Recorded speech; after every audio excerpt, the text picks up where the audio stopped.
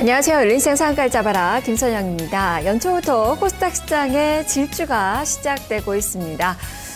이 코스닥 시장 지난 금요일이었죠. 이 1월에 첫 거래일 증시에서 아주 급등하는 그 모습이 나타났었는데요. 수급도 긍정적인 방향으로 흘러가고 있습니다. 이 펀드 성격인 펀드 성격인 투신권 그리고 연기금 쪽에서의 매수가 계속 좀 들어오면서 기관의 매수가 하루를 제외하고 9거래일 연속 들어오고 있고요. 외국인 투자가들도 닷새 연속의 순매수가 코스닥 시장에서 들어오고 있습니다. 그만큼 코스피가 좀 부진한 가운데 상대적으로 수익률이 좀 높은 코스닥 시장으로 눈길이 쏠리고 있는 가운데 과거 사례를 보더라도 요 몇 년간 코스닥 시장의 1월 수익률이 높았기 때문인데요. 자, 그럼 오늘도 코스피보다는 코스닥 쪽으로 많은 매기가 쏠릴지 함께 살펴보도록 하겠습니다. 자, 열린시장 상한가를 잡아라. 지금부터 출발합니다. 먼저 개장 전 주요 뉴스부터 살펴보겠습니다. 원수경 기자입니다.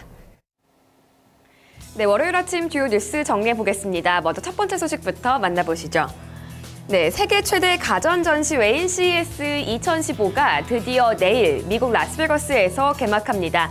이번 전시회의 화두는 사물 인터넷이 될 걸로 보이는데요.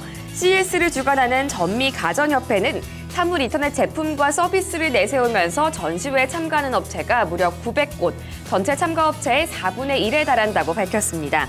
CES의 전체 기조연설에 나서는 윤국은 삼성전자 사장도 이 핵심 주제를 사물 인터넷으로 잡았고요. SK텔레콤도 스마트 프로젝터와 스마트 와이파이 오디오 등 사물 인터넷 관련 제품을 선보일 예정이라고 합니다. 이 밖에도 LG전자와 LG디스플레이, SK하이닉스 같은 전자업체와 반도체 업체들이 참여하고요. 중소기업으로는 인바디와 텔레시스 등이 참가할 예정이라고 합니다. 이어서 다음 소식 보겠습니다. 현대차 그룹이 지난해 연간 판매량 800만 대를 돌파했다고 밝혔습니다. 현대차 그룹은 작년 글로벌 시장에서 모두 800만 5,152대의 차량을 판매했다고 밝혔는데요. 연초 세웠던 목표 대비 14만 대 이상을 더 팔았습니다. 전년 대비 판매량은 현대차가 4.9%, 기아차는 7.6% 증가했습니다. 해외 시장에서 신차 효과가 본격적으로 나타난 가운데 내수 시장에서도 판촉 효과가 나타난 걸로 풀이됐는데요.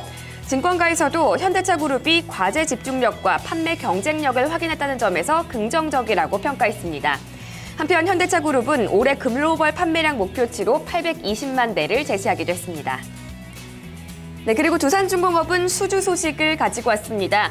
두산중공업이 카자흐스탄에서 3,400억 원 규모의 복합 화력발전소를 수주했습니다.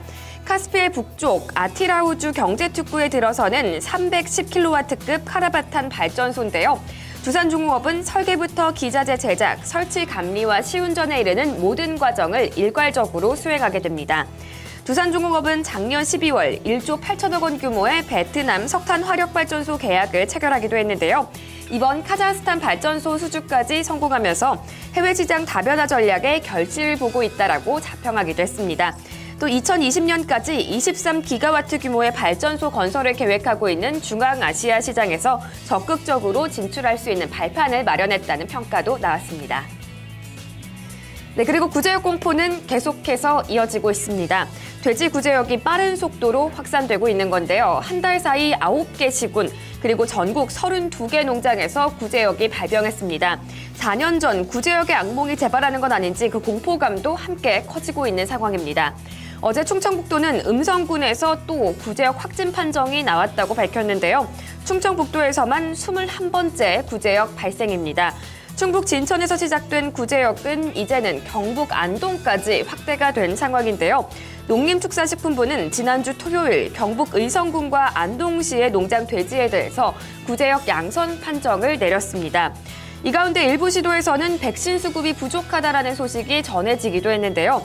다만 정부에서는 백신 물량 자체에는 문제가 없다는 입장을 밝히기도 했습니다. 네, 그리고 마지막 소식 보겠습니다. 대표적인 한류 화장품 브랜드인 미샤가 홍콩 매장에서 지난주 금요일 일제히 문을 닫은 걸로 알려졌습니다. 미샤는 지난 2004년 12월 홍콩에 처음 진출한 이후에 20여 개 매장을 운영하고 있었는데요. 홍콩 언론에 따르면 20개 매장을 모두 폐업한 걸로 알려졌습니다.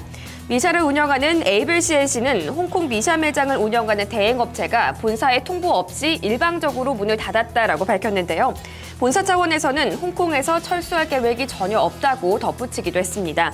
하지만 홍콩 화장품 업계에서는 한국산 중저가 화장품의 치열한 경쟁으로 미샤가 밀려난 것이다. 이런 분석이 지배적이라는 이야기가 나왔는데요. 한국 화장품 한류에 이상 기류가 생기는 것은 아닌지 주목되고 있습니다. 지금까지 오늘 아침 주요 뉴스 살펴봤습니다.